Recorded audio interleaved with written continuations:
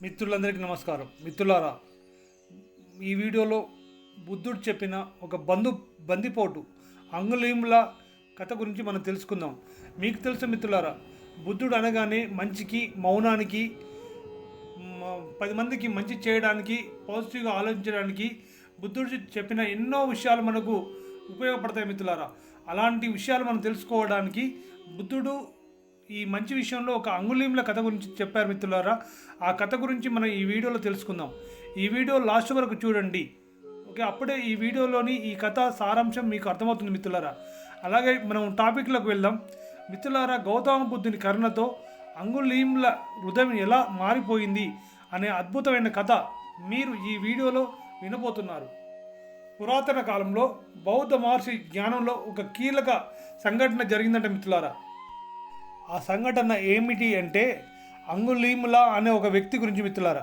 అంగుళీముల వ్యక్తి జీవన విధానం ఎలా మారిపోయింది, బుద్ధుడు అతని జీవితాన్ని ఎలా మార్చాడు, అసలు ఈ అంగుళీముల ఎవరు, ఆయన వృత్తి ఏంటి ఒకసారి తెలుసుకుందాం మిత్రులారా. అంగుళీముల అనే వ్యక్తి యొక్క ఒక తీవ్రమైన పాఠం గురించి, అతను ఒక కాలంలో వేటగాడిగా చాలామందిని ఆయన ఒక కాలంలో పురాణ కాలంలో ఒక కాలంలో వేటవాడిగా చాలామందిని చంపి వారి యొక్క మొండి చేతులను, అంటే ఒక వ్యక్తిని చంపినప్పుడు చాలామందిని చంపేసినాక అతను వాళ్ళ చేతులను మొండిగా నరికేసి వాటిని అతని భుజంలో వేసుకుని తిరిగేవాడంట మిత్రులరా.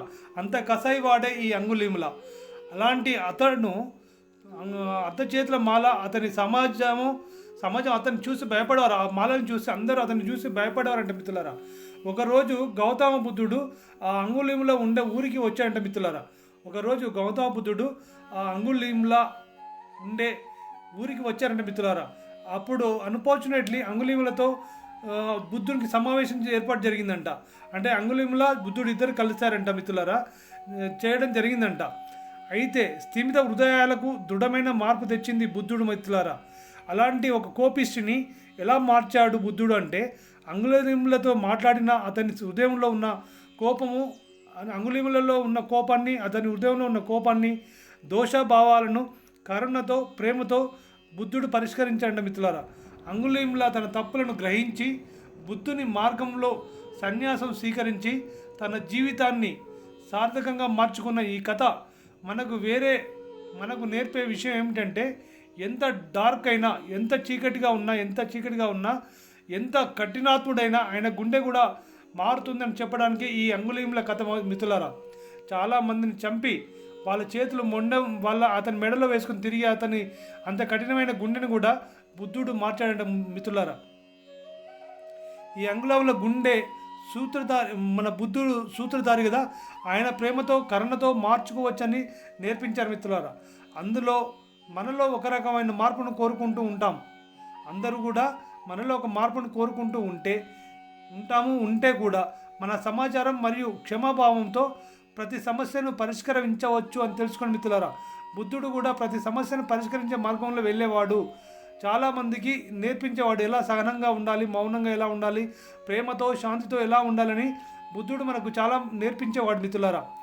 ఈ కథతో మన యొక్క సహజీవితాల్లో కోపము, ద్వేషాన్ని బదిలీ చేసి కరుణతో మహత్పాఠ్యంగా ఉండాలని మనందరికీ భేదితమైన మెసేజ్ ఇస్తుంది మిత్రులారా.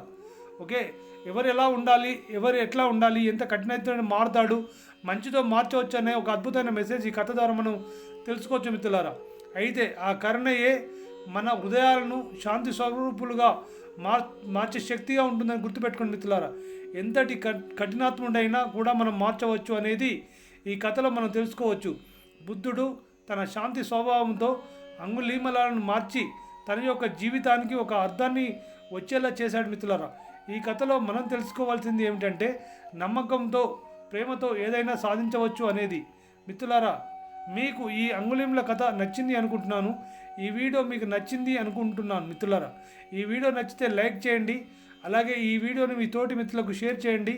ఈ ఛానల్ని మీరు ఇంకా సబ్స్క్రైబ్ చేసుకోకపోతే సబ్స్క్రైబ్ చేసుకోండి. ధన్యవాదాలు మిత్రులారా.